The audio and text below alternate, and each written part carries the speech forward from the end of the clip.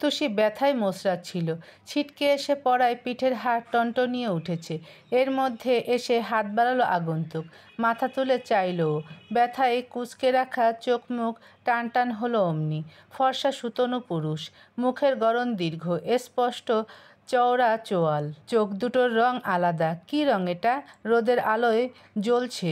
ভ্রু দুটো জোড়া, গালের ভাঁজে ভেসে থাকা গভীর হাড়ের গঠন প্রকাশ করছে পুরুষটির ব্যক্তিত্বের দৃঢ়তার। তুষি ঠোঁট কামড়ে ভাবল, এ মালটা আবার কে? অয়ন তাগিদ দিল, কি হলো উঠুন, সারাদিন এভাবে পড়ে থাকার ইচ্ছে আছে নাকি? তুষি হাত ধরবে না ভেবেছিল, পুরুষে ওর অ্যালার্জি, কিন্তু কোমরের হাড়ে যে দুম করে লেগেছে একা ওঠা কষ্টের। আবার লোকটা এভাবে সাহায্য করতে এলো, দোনামোনা করে ডান হাতটা বাড়ালো তাই। আচমকা এসে দাঁড়ালো ইয়াসির, তার মারের তোড়ে ছেলেগুলো নিরুদ্দেশ। ঝুঁকে থাকা অয়নের ঠিক পেছনে শটান দেহের পুরুষটাকে দেখেই তুষির কেন যেন শ্বাস আটকে গেল। মনে হলো ইয়াসির এক্ষুনি তেড়ে আসবে, সপাত করে ওর টুটি চেপে বলবে, তুই আমার কিচ্ছু ছিঁড়তে পারবি না, যেমন করেছিল রোহানের সাথে। কল্পনার প্যাচে বাড়ানো হাত ঝট করে নামালো তুষি। অমনি পিচের রাস্তায় ঠুকে গেল কনুইটা। আর এক দফা ব্যথায় লাফিয়ে উঠল তরুণী। কনুই চেপে বিড়বিড় করলো, শালার কুফা পুলিশ, মুখ দেখলেই ব্যথা পাই। ইয়াসির সরু চোখে চেয়ে তুষির কাণ্ডকারখানা দেখলো কিছুক্ষণ। এতেই যেন মেয়েটার সব গুলিয়ে যায়। এমন করে তাকাচ্ছে কেন? ইয়াসির খ্যাক করে বলল, তুমি সেই চোর না? এখানে কি চাই? অয়ন ঘুরে তাকালো, কণ্ঠে বিভ্রম। চোর? তুষি ঠোঁট উল্টে রাখে, ও চোর না, চোর আর পকেটমার আলাদা। কিন্তু ভুলটা শুধরে দেওয়ার সাহস হলো না। মোড়ামুড়ি করে দাঁড়ালো কোনো রকম। ইয়াসির দ্বিতীয় প্রশ্ন করলো, আবারও পকেট মারতে বেরিয়েছ? তুষি নিষ্পাপ চোখে বলল, নো স্যার, নো নো। কিন্তু ঝটকা খেলো অয়ন, অবাক হয়ে বলল, পকেটমার? মেয়ে পকেটমার? তুষি হাত ডলছে, ছিলে গেছে জায়গাটা। ইয়াসির হয়তো এসব নিয়ে কথা বলতে চাইল না। প্রসঙ্গ পাল্টালো অয়নকে দিয়ে। তোর না দেরি হচ্ছে, চল। অয়ন তুষির দিকে চাইল আবার। ও তাজ্জব তখনও, বেশভূষা ছেলেদের মতো, কিন্তু তাই বলে পকেট কাটে? কি আজব ব্যাপার স্যাপার। কিন্তু ডাক্তারি সত্তাটাকে তো বিসর্জন দেয়া যায় না। মেয়েটা ব্যথা পেয়েছে তাই বলল, বাসায় গিয়ে একটু স্যাভলন লাগিয়ে নেবেন, কমে যাবে। বেশি ব্যথা করলে একটা পেইন কিলার, ওকে? তুষি চুপ। ইয়াসির হেলমেট পরছিল। অয়ন ওর দিকে পুরো ঘুরে বলল, এর পরের রাস্তা দুটো তো দুই দিকে ভাইয়া, আমি একটা সিএনজি ডেকে নেই। এখান থেকে সিএনজি পাওয়া টাফ, তুই উবার ডাক, 7-8 মিনিটে চলে আসবে। অয়ন মাথা ঝাঁকালো, পকেটে হাত দিল ফোন নিতে। মনে হলো খালি খালি, যেন কিছু একটা নেই। ত্রস্ত হাতানোর গতি বাড়ালো সে। নেই? মানিব্যাগ নেই? অয়ন হতভম্ব আওড়ালো, এই যা, আমার ওয়ালেট? বিভ্রান্ত নয়নে ইয়াসিরের মুখ দেখল সে। মানুষটার কপালে গুচ্ছ ভাঁজ। চট করে অয়নের পেছনে চাইল, যেখানে দাঁড়িয়ে ছিল তুষি, কিন্তু কই সে? ওর দেখা দেখি অয়নও ঘুরে যায়। না, তুষি কোথাও নেই। মেয়ের টিকিও দেখা যাচ্ছে না। ও হা করে বলল, কোথায় গেল মেয়েটা? এই তো ছিল, এর মধ্যে গায়েব। কি অদ্ভুত জায়গা, এমন কেন? ওয়ালেট নেই, মানুষ নেই, আশ্চর্য। ইয়াসির ছোট্ট শ্বাস ফেলে বলল, তোর ওয়ালেট ওই নিয়েছে।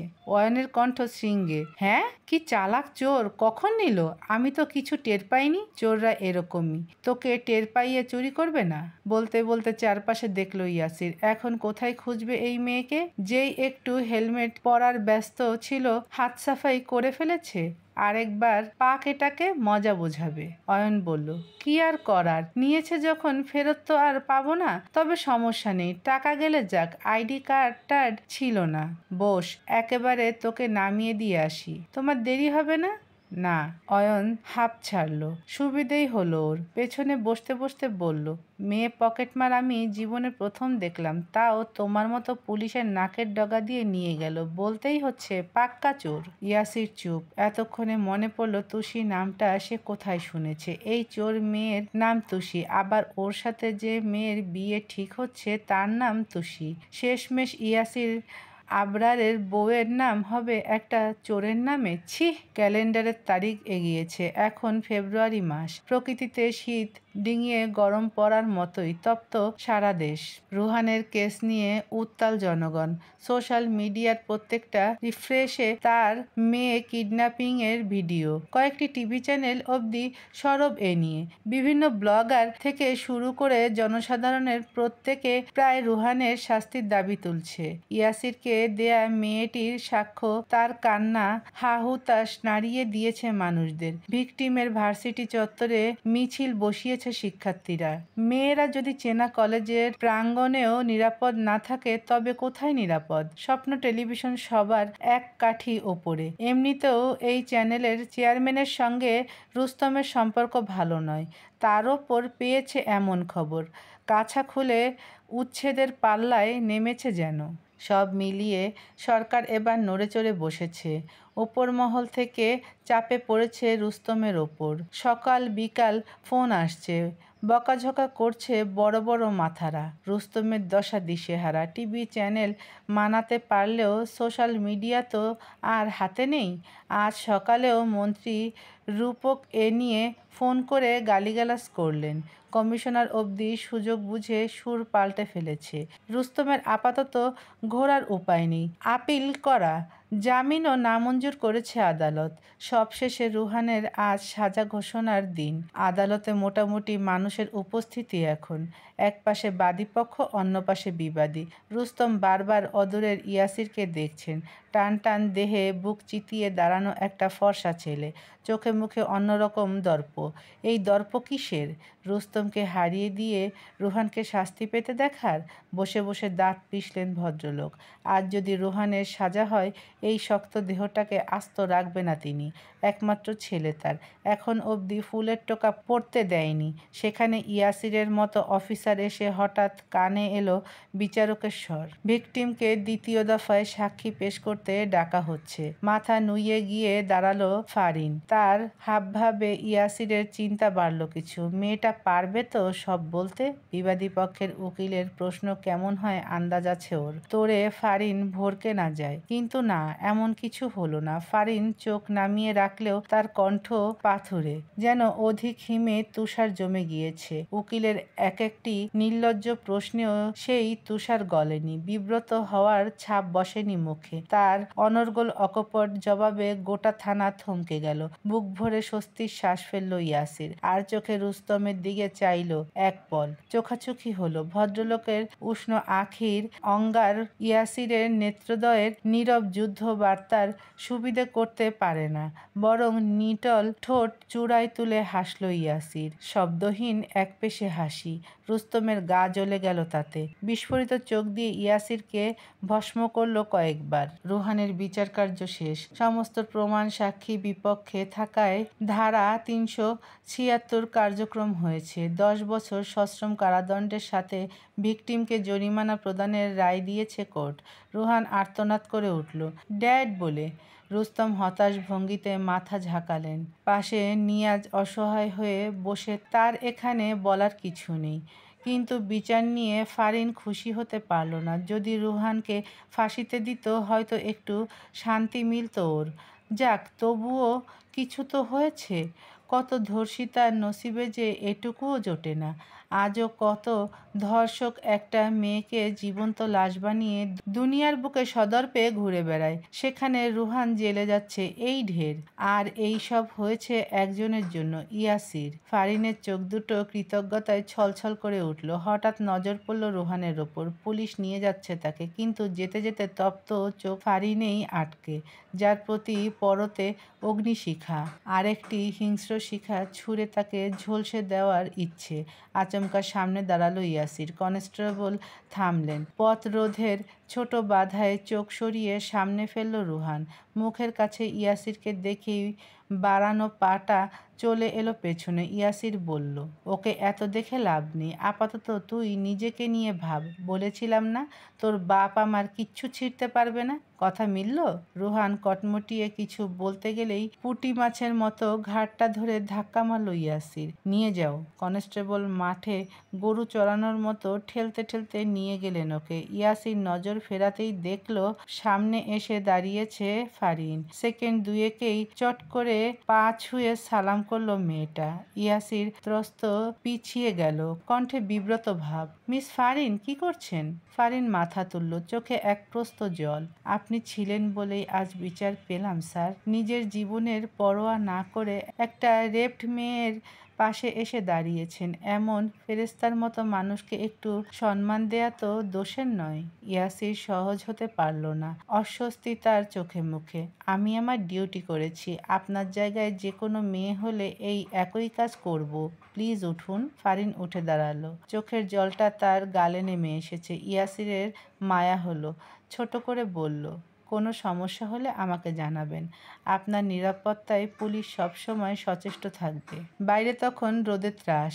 বড় শিমুল গাছটা কোর্টের দেয়াল ঘেঁষে দাঁড়িয়ে, ওতে একটা ফুলও নেই। খা খা মরুর মতো শূন্য ডালের চূড়া। ইয়াসির ব্যস্ত প্রাঙ্গণ ছেড়ে বের হতেই মা ফোন করলেন।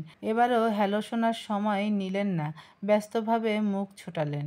হ্যাঁ রে, তোকে যে বললাম মেয়েটাকে ফোন করতে করেছিলি? ইয়াসির ক্লান্ত শ্বাস টানল।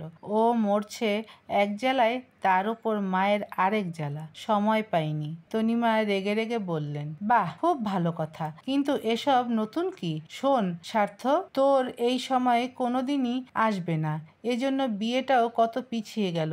এবারেও যদি বিয়ের ঠিক আগ মুহূর্তে মোড় দিয়েছিস, আমি কিন্তু তোর সাথে কোনোদিন কথা বলবো না। জেটটা বাচ্চাদের মতো হয়ে যাচ্ছে না? হলে হচ্ছে, আমার এই এক কথা, তুই এক্ষুনি তুষিকে ফোন কর। ঢাকাতেই তো থাকে, প্রিয় আছে, দেখা কর আজ। আংটি বদল তাহলে এই সোমবারে করব, তোর বাবা তো বলল। অন্য কিছু বলো। ছেলের কড়া কণ্ঠের দৃঢ়তায় একটু থমকালেন তনিমা। বাবার নাম শুনতেই প্রসঙ্গ পাল্টানোর তাগিদটুকু বুঝলেন স্পষ্ট। জিভে ঠোঁট ভেজালেন তিনি, বললেন, না মানে তোর দাদুন। বাড়ির সবাই চাচ্ছিল এঙ্গেজমেন্টটা ওই দিন হয়ে যাক। তুই আজ একটু দেখা কর না বাবা। হার মানল ইয়াসির, বলল, আচ্ছা। লাইন কাটতেই শরীফ হাজির হলো। ইয়াসিরের কথা শেষ করার অপেক্ষাতেই ছিল এতক্ষণ। হৈ হৈ করে বলল, স্যার আপনি তো কামাল করে দিলেন, রুস্তমের ছেলেকে কারাবাদ। মাই গুডনেস, প্রথমে হয়তো কোনো বড় মাপের এমপির ছেলেকে সাজা পেতে দেখলাম, তাও আবার রেপড কেস। ইয়াসির সব কথা এড়িয়ে পাল্টা প্রশ্ন ছুড়ল, এতক্ষণ কোথায় ছিলে? শরীফের আলগা হাসি মুছে গেল, থতমত খেল কিছুটা। বিচার কার্যকালীন ও কোর্টের ভেতরে ইচ্ছে করে যায়নি। রুস্তমের চোখে একবার পড়ে গেলে বিপদ, তাই চট করে উত্তর দিতে না পারলেও ইয়াসির বুঝে নেয়। ঝট করে প্রশ্ন ছড়ে, তুমি সিগারেট খাও? শরীফ ঝটকা খেল, চোখে মনে সব জায়গায়। ঘাবড়ে বলল, কেন বলুন তো স্যার, হঠাৎ এই কথা? ইয়াসিরের স্বর পুরু। খাও কি না? অবোধ বালকের মতো দুপাশে মাথা নাড়ল শরীফ। মিথ্যে বলছো? আমি তোমাকে সেদিন খেতে দেখেছি। লোকটার মুখখানা ছোট হয়ে যায়, ধরা পড়ে আমতা আমতা করলো। না না, মানে মানে ওই মাঝে মাঝে দুই একটা। ইয়াসির হঠাৎ কাঁধে হাত রাখলো, প্রস্তাব ছুড়ল রাগ ঢাকহীন, এসো চা খাই। দ্বিতীয়বার হোঁচট খেল শরীফ। কাঁধ পেঁচানো ইয়াসিরের হাতটাকে দেখলো বিহব্বল বনে। এত মাস হলো এই থানায় এসেছে ইয়াসির, কখনো এভাবে মেশেনি। বিভ্রম নিয়েই মাথা নাড়ল শরীফ। টঙে এসে বেঞ্চে বসলো ইয়াসির, পাশের জায়গা দেখিয়ে বলল, বসো। শরীফ দোনামোনা করে বসলেও চোখে মুখে নির্বাদ জিজ্ঞাসা। ইয়াসির হঠাৎ এত আন্তরিকতা দেখাচ্ছে কেন? ওকেও কোনোভাবে কিছুতে ফাঁসিয়ে দেবে না তো? যা বুদ্ধি এর! ভাবতেই শরীফের ঘাম ছোটে। ইয়াসির কেন যেন হাসলো, আলগোছের অল্প একটু হাসি। তেমন হুট করেই বলল, শরীফ আমি জানি তুমি একজন চেইন স্মোকার, মাঝে মধ্যে নয়, বরং সিগারেট ছাড়া তোমার দিন চলে না। তাও আমাকে মিথ্যা বলেছ, ভেবেছ চাকরি সূত্রে আমি তোমার সিনিয়র। স্বীকার করলে অভদ্রতা হবে, কিন্তু কি জানো, অন্যের জন্য নিজের সত্তাকে গুটিয়ে রাখার নাম ভদ্রতা নয়, এটা ভয়। আর এই শব্দ তোমার ইউনিফর্মের সাথে যাচ্ছে না। মরতে তো একদিন হবেই, তোমাকে, আমাকে, কিংবা তোমার রুস্তমকে। তাহলে যদি কারোর জন্য ভালো কিছু করতে গিয়ে একটু আগে মরতে হয়, তাতে ক্ষতি কিসের? ভয় পেলে তাকে পেতে শেখো যিনি তোমাকে সৃষ্টি করেছেন, তা না করে তারই আরেক সৃষ্টি, তোমারই মতো আরেক তুচ্ছ মানুষকে ভয় করছো। এটা আল্লাহর সাথে বেঈমানি, সাথে বেঈমানি তোমার পোশাকের সাথে। একটা কথা মনে রাখবে, নিজেকে শুদ্ধ রাখার মধ্যে যে গর্ব, সেই গর্ব কোনো কিচ্ছুতে নেই। পুরো কথা শরীফ মুগ্ধ হয়ে শুনল। ইয়াসির সচরাচর এত কথা বলেনি তার সাথে। কাজের বাইরে তো একটা শব্দও নয়। গভীর স্বরের প্রতিটি বাক্য এখনও কানে বাজছে তার। ইয়াসির চা শেষ করলো ততক্ষণে। উঠে দাঁড়িয়ে বিল মেটালো। শরীফ দিতে চাইলেও লাভ হলো না। ব্যস্ত ভঙ্গিতে বলল, আমি একটু শাহবাগ যাচ্ছি, ফিরতে দেরি হলে সামলে নিও। আমি আসবো sir. No, it's about personal. জি। ইয়াসির বাইক নিয়ে চলে যায়। শরীফ হেঁটে এলো মেইন গেটে। থানা থেকে আনা জিপটা এখানেই রাখা। হঠাৎ চোখ পড়ল রুস্তম বের হচ্ছেন, সাথে আরও কজন আছে। ফোনে কথা বলছেন তিনি। শরীফ তটস্থ হয়ে কান খাড়া করল। স্পষ্ট শুনল রুস্তম কোনো এক গাড়ির নেমপ্লেট বলছে কাউকে, কিন্তু চট করে ওর মাথায় এলো না এটা কার গাড়ি। ইয়াসিরের বাইক চালানোর হাত ভালো, একেবারে পাকাপোক্ত যাকে বলে। কলেজ থেকেই চালায় কি না। বাবার গাড়ি আছে, কিন্তু ইয়াসির কখনোই ব্যবহার করেনি। কলেজে ওঠার পর অনেক জোরাজোরি করে সাইফুল ইসলাম একটা বাইক কিনে দিলেন। চাচার প্রতি তো আর ক্ষোভ নেই, তাই নিল ইয়াসির। এরপর সোজা পাল্টালো নিজের পয়সায় কিনে। এক হাতে থ্রটল ধরে রেখে অন্য হাতে নম্বর ডায়াল করে ফোনটা কানে গুঁজল ইয়াসির। রিং হচ্ছে কোনো অচেনা নম্বরে। না, অচেনা নয়, আনসেভ। তুষির নম্বর এটা, যার সাথে বিয়ে হবে তার। তবে ইয়াসির বিধ্বস্ত সংকোচে গলা অবধি বসে আছে অস্বস্তির জল। ওপাশ থেকে রিসিভ হলো কিছু সময় পর। রিনরিনে নারী কণ্ঠ শুধালো, হ্যালো, কে বলছেন? ইয়াসির অপ্রতিভ ছিল, অথচ শব্দ বাক্যে আঁচটা বিন্দুমাত্র নেই। স্বভাবসুলভ স্থূল তার স্বর। ইয়াসির আবরার স্বার্থ। মেয়েটি চটপটে কণ্ঠে ভাটা পড়ল এবার। ও আপনি? আন্টি বলেছিল ফোন করবেন। এখনই করবেন তা জানতাম না, তাই আর কি। ইয়াসির জিভে ঠোঁট ভেজালো। তার অস্বস্তি বাড়ছে বই কমেনি। মেয়েটা নিজেই বলল, আসলে সবাই বলছিল আমাদের একবার দেখা করা উচিত। আমি তো শাহবাগের এখানেই থাকি, আপনি কি আসবেন একবার? আমি তাহলে বের হতাম। জি আসুন, সমস্যা নেই। আপনি কোথায় জানলে সুবিধা হতো। ইয়াসির জায়গার নাম বলল। টিএসসি পেরিয়ে আসছে সে। মেয়েটা বলল, আচ্ছা বেশ, আমি 10 মিনিটের মধ্যেই আসছি। ইয়াসির হুঁ হাঁ না করেই খট করে লাইন কেটে দিল। মেয়েটা ভ্রু গোছালো তাতে। নাক চোখ কুঁচকে ভাবে, আশ্চর্য লোক, এমন কেন? ভদ্রতার খাতিরে একটা বাই পর্যন্ত বলল না। ইয়াসির দুই গাল ফুলিয়ে শ্বাস ফেলল। বাইক তখনও চলছে। ফোনটা কোনো রকম পকেটে ভরতেই এক ভয়ানক কাণ্ড ঘটল সহসা। কোত্থেকে ভারী লোহার রড উড়ে এসেই ঠিক কপালে গিয়ে লাগে। প্রখর চোটের তোড়ে বাইকে রাখা হাতটা হড়কে গেল ওর। চাকার টাল হারিয়ে বাইক কাত হয়ে ছিটকে পড়ল ইয়াসির। কপাল কেটে রক্ত বেরিয়েছে। হাতের কনুই ছিলে একসা। এক হাতে মাথাটা চেপে কোনো রকম উঠে বসলো ও। বাইক পড়ে আছে ধুলোয়। ইয়াসির উঠে দাঁড়ালো কোনো রকম। এক পল চারপাশে চাইল। অদূরে দু একটা দোকান দেখা গেলেও ঝাপসা চোখে ও মানুষ বুঝতে পারছে না। মাথা দু একবার ঝাঁকি দিয়ে ইয়াসির বাইক তুলতে ঝুঁকলো। অমনি পিঠ বরাবর এসে শক্ত কিছু দিয়ে বাড়ি মারল কেউ একজন। অপ্রস্তুতেই ইয়াসির থুবড়ে পড়তে নিয়েও সামলালো নিজেকে। ঘুরে চাইল ত্রস্ত। আক্রমণকারী এক দুজন নয়, গুনে গুনে 4 জন সামনে দাঁড়িয়ে তার। প্রত্যেকের হাতে ছুরি, রডের লাঠি। ইয়াসির বুঝে নিল এসব কার কাজ। রুস্তম অ্যাটাক করবে আন্দাজ ছিল, কিন্তু এত তাড়াতাড়ি হবে বোঝেনি। ওকে বেশি দূর ভাবার সময় দেয়া হলো না। রড হাতের লোকটা তেড়ে এলো মাথায় আঘাত করতে। কৌশলে হাত ধরে ফেলল ইয়াসির। বুট পরা পা তুলে পোক্ত এক লাথি মারল বুকে। লোকটা ছিটকে গেল দূরে। তারপর দুজন আসে, কিন্তু প্রহরে ব্যর্থ হয়। ইয়াসির জুডো চ্যাম্পিয়ন, তার সাথে মারপিটে সুবিধে করা মুশকিলই বটে। খোলা রাস্তার নিচে মুহূর্তে ধস্তাধস্তি লেগে যায় ওদের। পথচারী কজন দেখলেও এগিয়ে আসার সাহসে কুলোয় না। ইয়াসির একা হাতে যেটাকে পারছে মারছে, কখনো পা কখনো হাত। আত্মরক্ষার্থে রডটা নিয়েও পেটালো ওদের। শেষে একটাকে ঘুষি দিতে দিতে মাটিতে শুয়ে ফেলল। বুকের ওপর হাঁটুর ভর রেখে পটাপট প্রহার করলো মুখে। লোকটার নাক থেতলে যাওয়ার দশা হয়। চতুর্থ লোকটা বুকে হাত চেপে উঠলেন। কোনো মতে দুপাশে দুজন মাটিতে শুয়ে কোকাচ্ছে ব্যথায়। লোকটার মাথায় হযবরলা লেগে গেল। কি করবেন, কিভাবে করবেন তা নিয়ে। কিন্তু বসে থাকলে তো চলবে না, যে করেই হোক একে লাশ বানিয়ে ফিরতে হবে আজ। চকচকে ধারালো ছুরিটা তুলেই ফের তেড়ে গেলেন তিনি। ইয়াসিরের খেয়াল অন্যদিকে, দ্বিতীয় লোককে বেধড়ক মারছিল। চতুর্থজন তার পেছনে দৃঢ় এক কোপ বসাতে গেল। কোত্থেকে ঝড়ের মতো এসেই ছুরিটা ধরে ফেলল কেউ একজন। বিঘ্ন পেয়ে ভরকালো সে, তাকালো স্পষ্ট চোখে। আগন্তুক মেয়ে, কিন্তু পোশাক আশাকে ছেলেদের ভাব। ধারালো ছুরির ডগা হাতের মুঠোয় বন্দি তার। লোকটা ছুরি ধরে মোচড় দিল, কিন্তু ছাড়ানো গেল না। আরও শক্ত করে চেপে রাখল মেয়েটি। তোপে কোমল সফেদ তালুর চামড়া ছিন্ন হলো কেটে। গলগলিয়ে বেরিয়ে আসা রক্ত কবজি ছুঁয়ে টুপটুপ করে নিচে গড়িয়ে পড়ল। ঘাড়ের ওপর উষ্ণ কিছুর স্পর্শে মুখ তুলে চাইল ইয়াসির। পিলে শুদ্ধ চমকালো অমনি। তার দিকে তাক করা ছুরিটা ধরে দাঁড়িয়ে তুষি। ঘাতক লোকটির সাথে জবরদস্তি চলছে। ইয়াসির কিছুক্ষণের জন্য বোকা বনে যায়। এক পল তুষিকে দেখে পরপর ঘাতককে দেখল। লোকটা যত ছুরি মোচড়াচ্ছেন তুষি তত জোরে ধরছে। শেষে সজোরে লাথি মারল। এক হাত দূরে ছিটকে গেলেন তিনি। ত্রস্ত দ্বিতীয় লোকটির বুক হতে তড়াক করে উঠে দাঁড়ালো ইয়াসির।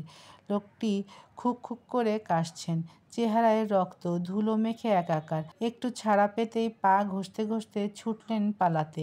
বাকিরাও সাথে ছোটে। তুষির হাত কেটে যা তা অবস্থা, রক্তে সাদা কবজি মেখে গেছে। ইয়াসির তাজ্জব চোখে মেয়েটিকে দেখছে তখন, কিন্তু তুষির নজর এদিকে নেই। ছুরির সেই ঘাতক উঠে পালাচ্ছে। ও দাঁত পিষে পিছু ছুটতে যাবে, অমনি হাতটা টেনে ধরল ইয়াসির। মেয়েটা থমকায়, থেমে যায় পা জোড়া। ইয়াসিরের কণ্ঠে উৎকণ্ঠা। মাই গুডনেস, এ কী অবস্থা হাতের? এসো। হাতে টান পড়তেই তুষি ভয় পেল। ও যে অয়নের পকেট মেরেছিল সেদিন মনে পড়ল সেটা। ঢোক গিলে বলল, ইয়ে, আবার জেলে ভরবেন নাকি? কথা কম, এসো। তুষির মুখটা চুপসে গেল। ও এখানে এসেছিল একটু ভালো ইনকামের জন্য।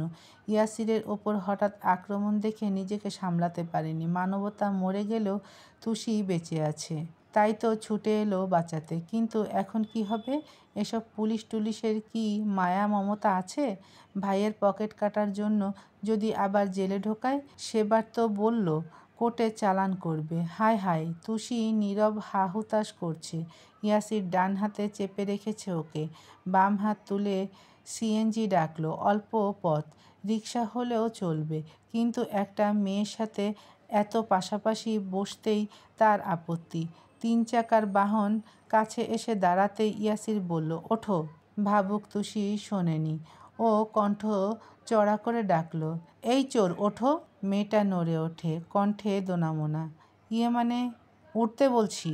কড়া কণ্ঠ শুনে তুষির সাহস শেষ। হতাশ ভঙ্গিতে বসলো ভেতরে। ইয়াসির ভেবেছিল ও চালকের পাশে বসবে, কিন্তু না, জায়গা নেই। অনিচ্ছায় তুষির পাশে বসলো তাই। কিন্তু সিটের দুই প্রান্তে দুজন। তুষি ঠোঁট কামড়ে ভাবল, আমাকে কি পকেট কাটতে দেখে নিয়েছিল? এখন কি কোর্টে নিচ্ছে? ও মাই গড! সুযোগ আছে, লাফ দিই গাড়ি থেকে। সিএনজি চলছে। ইয়াসির শফিককে ফোন করলো। বাইকের অবস্থা শোচনীয়। বলল লোক পাঠিয়ে গ্যারেজে নিয়ে যেতে। তুষি খেয়াল করলো ও ফোনে ব্যস্ত। আস্তে করে ছিটকিনিটা টানতে গেল তাই। যেই হাত ছোঁয়াবে ভেসে এলো সেই গুরুভার স্বর, ডোন্ট মুভ। ভুলেও এসব করতে গিয়ে কপালে দুঃখ ডেকো না। তুষির চোয়াল ঝুলে যায়। হাতটা সরিয়ে আনে দ্রুত।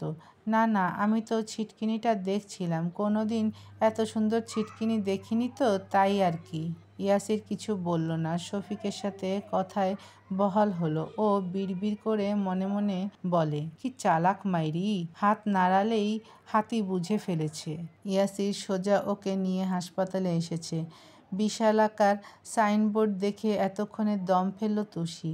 এর মানে ওকে জেলে ভরতে নয়, ডাক্তার দেখাতে এনেছে। যাক, তাহলে লোকটার দয়ামায়া কিছু হলেও আছে। তুষির ঠোঁটে হাসি ফুটল। গদগদ ভাব করে বলল, স্যার, আমার কিন্তু কিছু হয়নি, একদম গুড আমি, নো টেনশন টেকিং। এরকম স্মল স্মল কাটিং অনেকবার। ইউ আমাকে ছেড়ে দিন, আই গো মাই কাজ। নো। ইয়াসির তপ্ত চোখে ফিরল, ঠোঁটে আঙ্গুল চেপে বোঝালো, তুষি ঠোঁট টিপে মাথা কাত করলো। ইয়াসির তখনও হাত ছাড়েনি। ইমার্জেন্সি ওয়ার্ডে এলো সোজা। সেখানকার লোকজন পুলিশ দেখে একটু তৎপর হলেন। তার ওপর ইয়াসির এই কদিনে পরিচিত মুখ। রোহানের কেস চলাকালীন তার সাক্ষাৎকার বেশ পরিচিত। ওকে দেখে এগিয়ে এলেন নার্স। কিছু লাগবে স্যার? ও তুষিকে দেখালো। হাত কেটেছে অনেকটা, ফার্স্ট এইডের ব্যবস্থা করুন। জি, আসুন আমার সাথে। নার্স ওদের নিয়ে আলাদা চেম্বারে এলেন। ডাক্তার ঢুকলেন। কিছু সময় পরে ইয়াসির তুষিকে চেয়ার দেখালো। বসো। তুষির ভয়টা এখন নেই, তবে হাতটা জ্বলছে। কতখানি কেটেছে রক্তের জন্য বোঝা মুশকিল। নার্স তুলো দিয়ে শেষ পরিষ্কার করলেন। উল্টে পাল্টে ক্ষত দেখে বললেন, স্যার মনে হচ্ছে অনেক গভীরে চোট। চিকিৎসক নিজেও পরখ করলেন ব্যাপারটা। মাথা নেড়ে বললেন, হ্যাঁ, ব্যান্ডেজ শেষে একটা টিটেনাস দিয়ে দিবে। তুষি চোখ ঝাপটালো, ভাবলো টিনাস, টি মানে তো চা, চা খেতে দেবে? অমনি স্বতঃস্ফূর্ত হয়ে বলল, হ্যাঁ দিন না, দিলে ভালোই হয়, মর্নিং থেকে খাইনি। ডাক্তার কিছু বললেন না, চলে গেলেন কোথাও। তুষি নজর এনে ইয়াসিরের দিকে ফেলল। মানুষটা পাশেই দাঁড়িয়ে, ফোনে মনোযোগ। ও সরু চোখে আপাদমস্তক দেখল ওর। ইয়াসির বেশ লম্বা, বসে থাকা তুষির পাশে উঁচু শৃঙ্গ যেন। চমৎকার স্বাস্থ্যে পুলিশের পোশাক কি যে মানিয়েছে। এত হ্যান্ডসাম পুলিশ তুষি আগে দেখেনি। ওর দেখা সব তো পেট মোটা জলহস্তী সাইজের। সামনের চালকুমড়োর ভুঁড়ি দেখলেই বোঝা যেত ঘুষ খায় কিনা। ইয়াসিরের ইউনিফর্মে ধুলো মাখা, বোধ হয় মারামারির সময় লেগেছে। কবজিতে একটা ঘড়ি, চুলগুলো সজারুর কাটার মতো পরিপাটি। গালে দাড়ি অল্প ছোট, একটু চোখা চোখা, গোঁফটা ধারালো খুব, চিবুকে একপাশে তিল। আচমকা ইয়াসির তাকাতেই তুষি থতমত খেলো। গাল চুলকানোর ভান করে চাইল এদিক ওদিক। ডাক্তার এলেন তখনই। নার্স সার্জিক্যাল ট্রে এনে রাখলেন। সেখান থেকে বড় ইঞ্জেকশনটা তুলতেই তুষির চোখ বেরিয়ে এলো। এটা দিয়ে কি হবে? How do you? চিকিৎসক বললেন, আপনাকে তো বললাম টিটেনাস দেওয়ার কথা। তুষির মাথা চক্কর কাটে। ডাক্তার ওকে ইঞ্জেকশনের কথা বলেছিল? তুষির তো এই জিনিস ভীষণ ভয়। কবে কোন ছোটবেলায় বস্তির স্কুলে একবার ইঞ্জেকশন দেয়া শুরু হয়। তুষিকে চেপে ধরে এমনভাবে দিয়েছিল, ব্যাটা গোটা 2 রাত জ্বরে ঘুমোয়নি সে। হাত নাড়ানো অবধি বন্ধ হয়ে গেছিল। জায়গা পেকে সেই বাজে অবস্থাটা ভেবেই তুষি আর্তনাদ করে বলল, না আমি দেব না, no no no, give me. চিকিৎসক ইয়াসিরের দিকে চাইলেন, নীরবে শুধালেন, কি করবেন? তুষির চিৎকার শুনেই ও কান থেকে ফোন নামিয়েছে, পকেটে ভরতে ভরতে বলল, যা দরকার করুন, আমি আছি। তুষি জোরে জোরে মাথা ঝাঁকালো। না না স্যার, আমি দেব না। ইয়াসির বাজখাই ধমক দেয়, চুপ। অমনি তুষি শক্ত হয়ে গেল। পিঠটা শটান গিয়ে ঠেকলো চেয়ারের সাথে। নার্স শার্টের হাতা গোটাতেই দাঁত চেপে চোখ খিচে নিল জোরে। সূচের মাথাটা যেই ত্বকভেদ করেছে, মেয়েটার মনে হলো আর সে শেষ। আজকে কি করবে কি ধরবে বুঝে উঠল না। পাশে ছিল ইয়াসির। খপ করে ওর হাতটাই চেপে ধরল তুষি। ধরার তোরে খসখসের চামড়ায় নখ বিঁধে গেল। ইয়াসির ভ্রুকুচকে সেথায় দেখল এক পল, তারপর ফিরল তুষির পানে। ফ্যাকাশে ঠোঁট নড়ছে মেয়ের। দোয়া পড়ছে হয়তো, গা কাঁপছে। ইয়াসির আশ্চর্য হয়। ছুরি দিয়ে হাত কাটলো, গুন্ডাদের বুকে লাথি মারলো, তাড়া করতেও যাচ্ছিল ওদের। এত সাহস যেখানে, সেই মেয়ে এখন একটা সামান্য ইঞ্জেকশন দিতে বসে এমন ঠকঠক করে কাঁপছে।